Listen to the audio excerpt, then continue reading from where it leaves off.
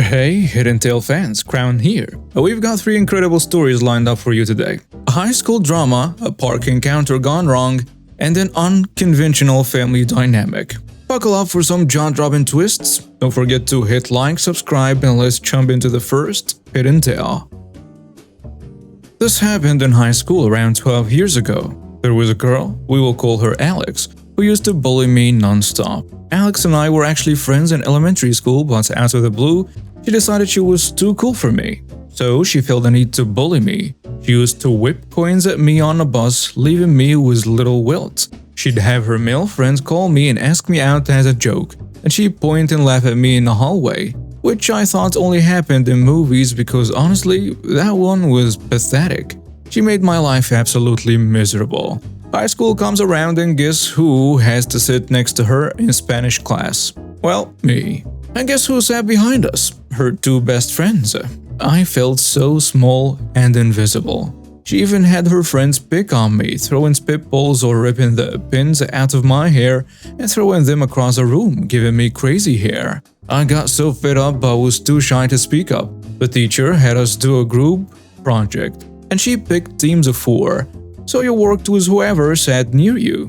Of course, I had to work with her and her 2 best friends. I tried asking them for help and they would stare at me and continue their conversations with each other. So I had to do the entire project by myself. I remember looking over at my teacher and I could see the empathy in her eyes, but she didn't say anything. It was a major project, but we had to come up with some script in Spanish, and all of us had to speak in front of the whole class. So I wrote the whole thing. I basically made her lines make no sense and I didn't follow any of the rules for her. We had to use certain words and tenses, and I didn't include any of that. In the middle of her speaking, I think she realized what I had done, but she was in too deep to stop. The teacher raised her voice at Alex and I don't remember exactly what she said, but her tone definitely implied that Alex was an idiot and that she could expect a terrible grade.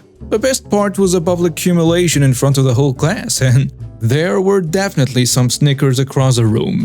This part is just an added bonus, but I haven't thought of Alex in so long until now. I decided to look her up on social media and she posts this lavish life on the beach all the time, with her expensive Jeep and Louis Vuitton bags. Then I googled her name and there are public records of her getting sued multiple times because she can't pay her bills, credit card companies, apartment complexes, and so on. So it gives me a chuckle knowing her whole life is just for show and she can't actually afford her rent. No hate to anyone that's struggling financially, but when you're buying designer items, maybe, just maybe, worry about paying your bills first.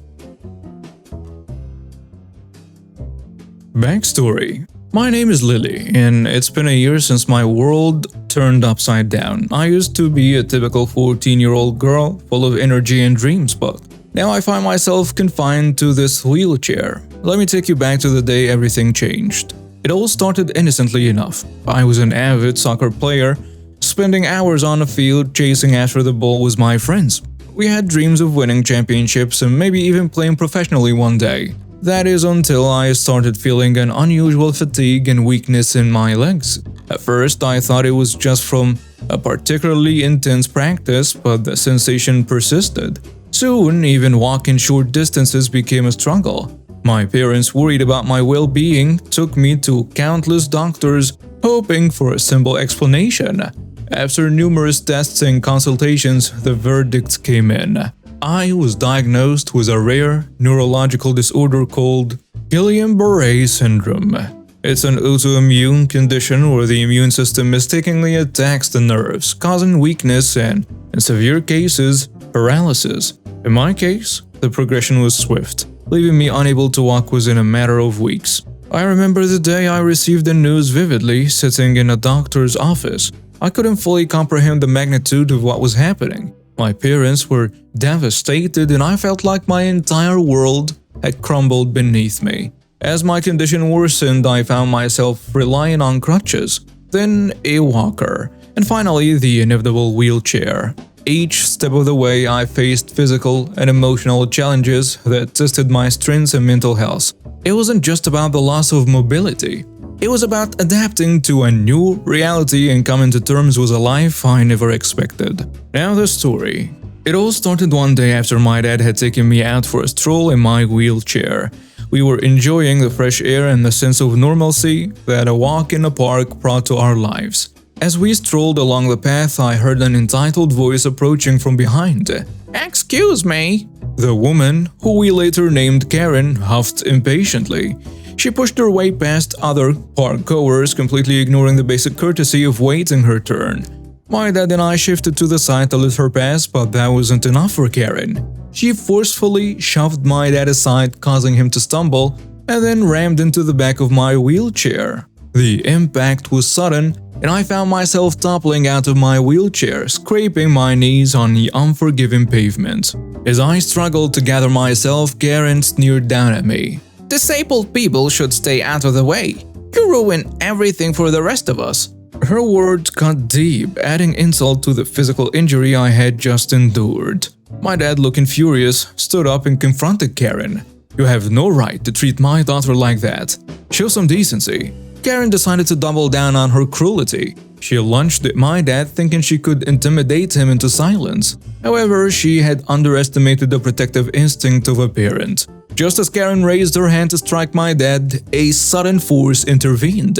My mom, who had been nearby buying something. She stepped in like a fierce mama bear protecting her cub. Without hesitation, she delivered a powerful punch to Karen's face, leaving her stunned and bloodied. The park fell silent for a moment as onlookers processed the unexpected punch. My mom, however, wasn't finished. She stood tall, ready to defend her family. "I dare you to come near my daughter again." As the shock wore off, clearly someone in the crowd dialed 911, and soon the park was filled with the police sirens. The officers arrived, took statements from witnesses, and assessed the situation. Karen, now nursing a bloody, broken nose, was escorted into the back of a police car after my family made it clear that pressing charges was non-negotiable. Sadly, my story doesn't end here. A week or so passed from the Karen incident, and one night, it was well past midnight when we were startled awake by the sharp sound of our car alarm blaring. Panicked, we rushed to the window and saw the silhouette of a figure near our driveway. A teenage boy, it seemed, face hidden under a hoodie, was frantically slashing our car tires with a malicious determination. Fear gripped us as we fumbled for the phone to dial 911. Meanwhile, the assailant quickly moved to our mailbox before we could react. He doused it in gasoline and set it ablaze. The fire department was soon on the scene, managing to contain the blaze before it could spread further, leaving behind a fully burned mailbox and scorched bushes. The next morning, we found ourselves facing a new wave of adversity. The community was in shock as a brazen act of vandalism, and the police were keen on bringing the perpetrator to justice. Security footage from neighboring homes was examined, and it didn't take long for them to identify the teenager responsible for the attack. It turns out, it was Karen's son, likely seeking revenge for locking his beloved mother behind bars. An arrest warrant was issued and the search for him intensified. As days turned into weeks, the authorities eventually tracked him down and arrested him. Eventually, he stood before a court of law and the prosecution presented evidence of the teen's destructive retaliation, and the judge, unmoved by any potential sympathy, delivered a stern sentence. Karen's son was to spend time in a juvenile detention center. Like mother, like son, I guess. Hi everyone, I just need to get this off my chest. So, I, 25 female, got married to my high school sweetheart 3 years ago. But we recently welcomed our adorable little one into the world. Now, my husband and I decided to keep the baby's name a secret until the birth, just to make it a sweet surprise for everyone. Now here's where it gets interesting. My stepsister was also pregnant around the same time. Coincidence, right? We both had similar names in mind, but nothing too identical. I liked Mary Kay and she liked Mary Grace. Similar vibes, but not the same. Well, my stepsister decided on a name first, which was perfectly fine by me. We were cool with it because, hey, family matters more than names. But then things took a wild turn. So our little one arrived and we happily announced her name, Mary Kay. It was a joyful moment for us, but guess what? My stepsister called us up. Let's just say she wasn't too thrilled. And the conversation went something like this. Stepsister angry, are you serious right now? Mary Kay? That's the name I wanted. Me confused. But you chose Mary Grace, right? They are not exactly the same. It's practically the same thing. You're disrespecting me, knowing that I picked that name first. Well, they are different names, and we really like Mary Kay. It's not meant to upset you. Well, it does upset me. Now I have to pick a new name, and it's all your fault. How was that she hung up? Now, I'm no expert, but I thought names were supposed to bring joy, not drama. A little while later, my stepmom called. Brace yourselves. She says in an accusatory tone, I can't believe you guys did that. It's so childish. What's childish? Keeping the name a secret just so you could have your way. And you know Mary Grace was the name I wanted after my grandmother's death. Me, genuinely surprised. Wait, what? We had no idea. We just thought it would be a nice surprise for everyone. Well, it wasn't nice at all. Now your stepsister is upset, and we're all disappointed. But the names are different. Mary Kay and Mary Grace aren't the same. Whatever, just know that you upset your stepsister, and that's on you. And just like that, my peaceful post-baby glow turned into a whirlwind of family drama. Now, I can't help but wonder, am I the jerk here? We thought we were doing something sweet by keeping the name a secret, but it turned into a whole ordeal. Are we the bad guys here, or is this just a case of family dynamics gone haywire? Let me take you back a bit.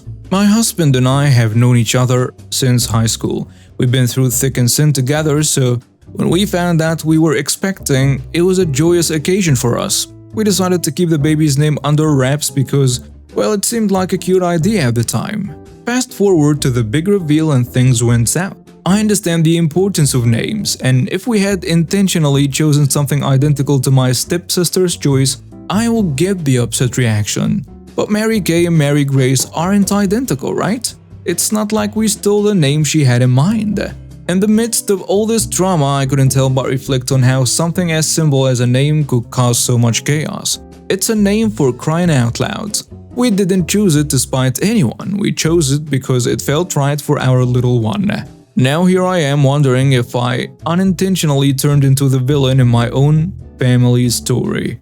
Just hope this blows over soon because the last thing I want is for our baby's arrival to be overshadowed by a name dispute. To everyone out there, take a listen from my story. Names might seem harmless, but in the world of family dynamics, they can stir up a storm. And now some comments on the post. Someone saying, people who keep the name selected secret until the child is born typically do so for fear of someone else using it. While the name you chose is not exactly the same as the one your stepsister told you she selected for her child, it's so damn close that it's nearly identical. While no one owns a name and you can name your baby anything you want, you're the reason people keep the chosen name secret. You are the jerk. Another commenter adds, leaning towards you're the jerk here. You know, it was her chosen name and you said she was using the name to honor her late grandmother.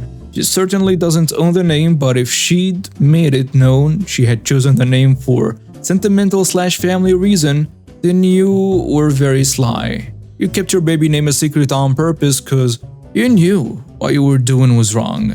The third commenter goes with, you're the jerk. It is very hidden, but not only did your stepsister pick the name first, it sounds like it's after a dead grandmother, so she had particular reasons to want that name. It's not just a name she liked. Yes, she doesn't own the name and the names are slightly different but similar enough to not want two cousins to both have those names, but couldn't you have picked something else to be kind? And there you have it, Crown Crew. 3 interesting stories that took us on a wild ride. If you enjoyed the twists and turns, hit the like button, subscribe for more mind-bending tales, and share your thoughts in the comments. Until next time, this is Crown signing off. Stay curious, stay awesome.